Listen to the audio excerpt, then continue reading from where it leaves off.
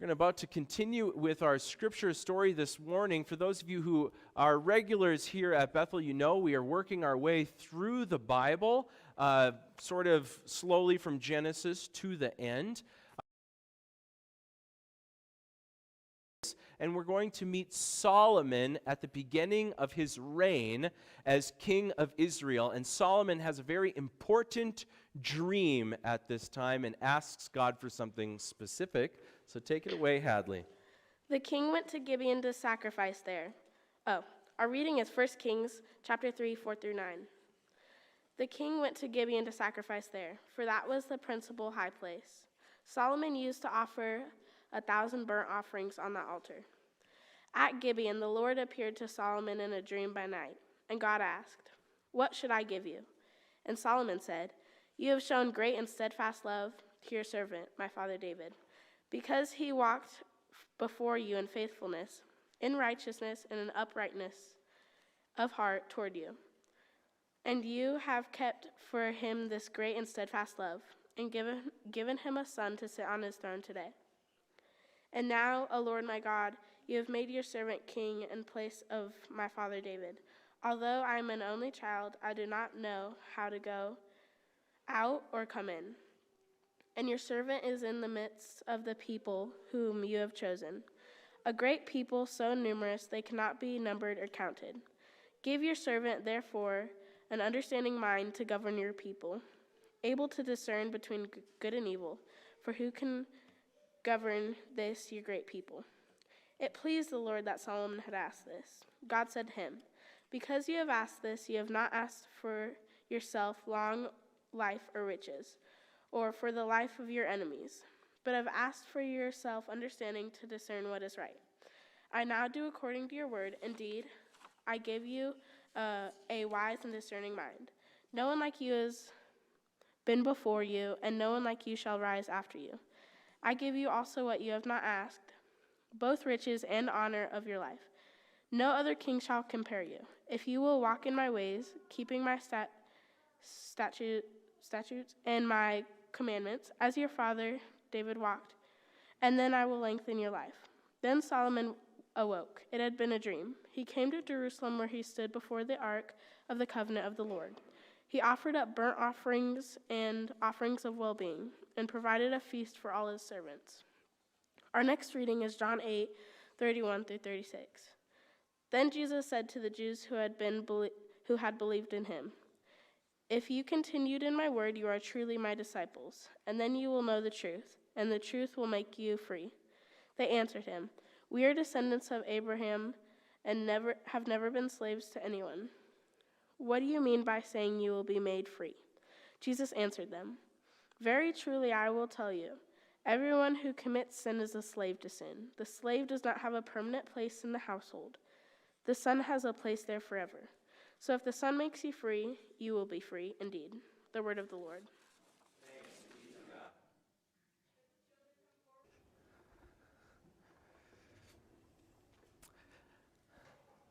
So I gotta say, it's starting to get a little creepy. My whole first page, Karen, is about genies.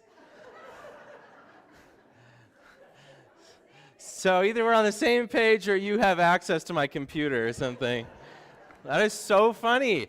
I have noticed in my lifetime that we're obsessed with genies.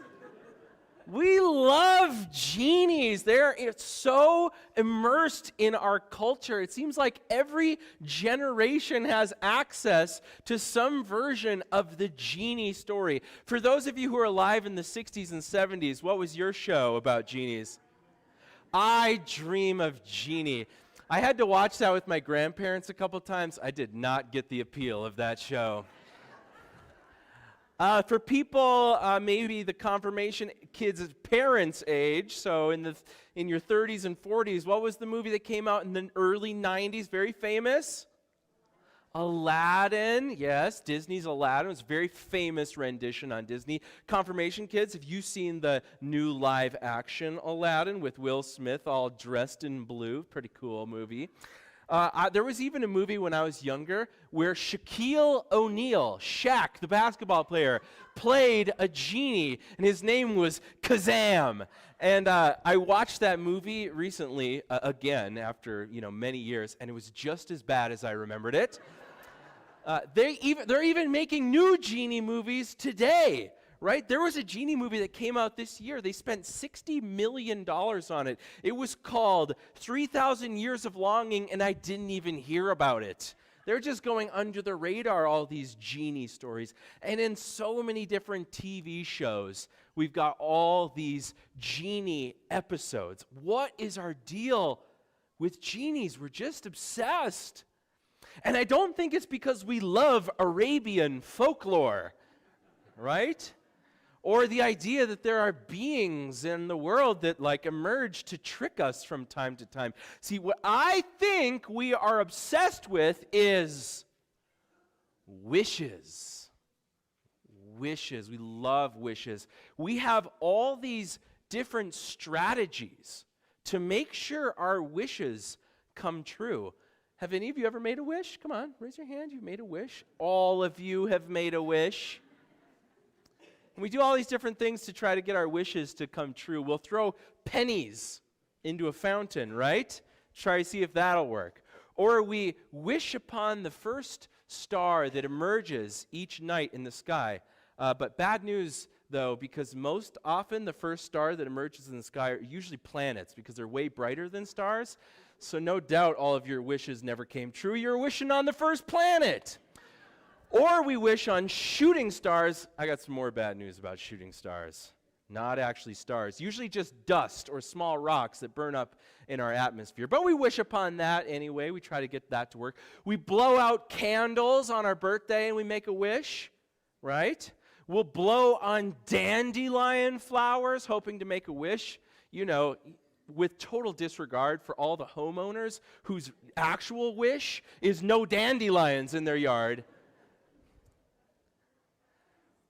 We'll even pull apart a bone from a turkey's body that we named the wishbone. That is by far the weirdest one, and that one's history dates back to 800 BCE, and I won't tell the story, I promise. But you should check it out because it's really interesting. We have all these different ways to make wishes in our lives because we want things in our lives. And however we can get those things, we'll take it. So we'll take a mystical Arabian being that emerges out of a lamp, or we'll break apart a bone from a turkey carcass, whatever it takes to get the wish done. Our desire for more things in this life even influences sometimes the way that we think about God.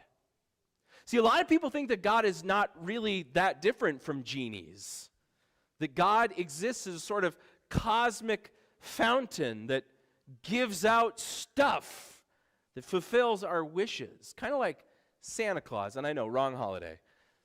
There's something out there even called the prosperity gospel, right? And it's basically churches and pastors who tell you that if you just pray really hard, and if you just give a lot of your money to the church, then God will give you whatever you want in return.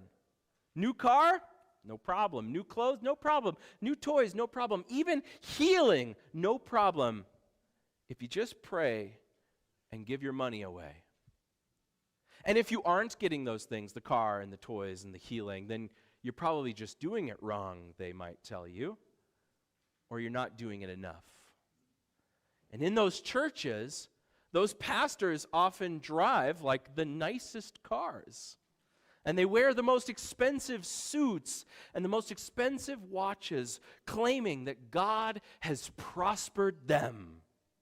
God has granted them all their wishes. All the while, the people who go to those churches can't get out of poverty. It's a scam.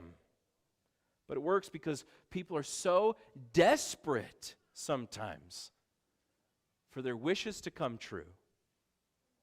And while the prosperity gospel is not what most churches preach, including hopefully this one, it still influences the way that we often see God as this being who rewards good behavior and punishes the bad.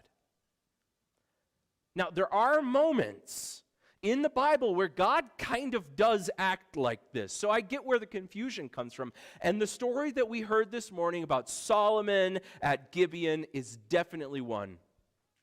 Basically, God meets Solomon in his dream, and he tells him to ask for whatever he wants. And if ever there was a story where God looked like a genie, this is it. Now, God doesn't reveal whether or not this is a trick, right? Maybe this is just a test to see what Solomon asks for, to see if his heart is really full of pure intentions, if he's really ready to lead God's people Israel. Or maybe God really does intend to give Solomon whatever he wants. We don't know the intention. We don't even know how many wishes Solomon might get. Maybe God gives more than 3. Either way, the floor is open for Solomon, and he's got to make a choice. What's his wish going to be? Now, apparently, God is really accustomed to being asked for things from people. Just think about how many requests God gets on a daily basis from millions of people like us around the world, asking for all these things. And with such a large statistical data pool that God has to work with, years and years of millions of requests, God can kind of expect certain wishes to recur more often, right? There's some common themes among our requests. And so God is actually super surprised in this story when Solomon doesn't ask for one of the top 3 things that human beings usually ask for. Number 1, any guess? Money! Who said that? That was awesome. You nailed it. Somebody wants some more money. Money! I want that money. Give us that money, God. Come on, give us some more money.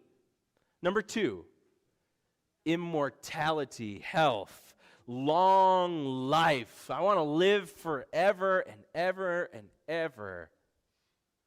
And number 3, power. Power to control my life, and especially power over my enemies. They're so common that God expected Solomon to ask for one of those 3 things. Those were the popular choices in Solomon's day. Now, I wonder what the list looks like now with a couple thousand more years, right, of this data pool and us changing. I would guess that those same 3 are still pretty common among human beings, but I would wonder if we would add a few more today. Maybe happiness. Right? That's a deep wish a lot of us have. Maybe beauty, right? With how much our culture cares about the way people look, I would guess that wish comes up a lot too. But it's not what Solomon asks for. Instead, Solomon surprises God. And I think we should all strive in our prayer life to say prayers that surprise God. I love that. I love that God is surprised by Solomon. Because Solomon doesn't ask for wealth or immortality or power. Solomon asks for an understanding mind to govern God's people, able to discern between good and evil. At this moment in Solomon's life, he's not concerned with living forever or having all the money or having all the power. He's concerned with being a good king who knows what's right and what's wrong, a good king who cares about others and puts others before himself. At this time, Solomon has his priorities straight. And because of this, his reign as a king starts off so promising. He looks like he's going to be the greatest king in history. His first great accomplishment he accomplishes as king is building a temple to God, a place where heaven and earth collide, a place where God will dwell with God's people for ages to come. It's huge, it's beautiful, it's glorious, and it's a testament to Solomon's faithfulness. How Solomon puts God first in his life. Everything is going so well. But like any king in history, those things that Solomon didn't ask for, like the riches, like the power, like the control, well, they came to him anyway. And slowly, as those things started to pile up in his life, his priorities started to shift. His priorities shifted from being this good king that knew right from wrong and cared about people to just wanting some more money, some more power, and some more control. And pretty quickly after he builds the temple, he starts marrying hundreds of women from all these foreign countries, and he starts worshiping the gods that they have, hoping that maybe those gods could grant him a few more wishes. He builds this massive army to try to protect his power and control and to extol revenge on his enemies. And then he does really the worst thing.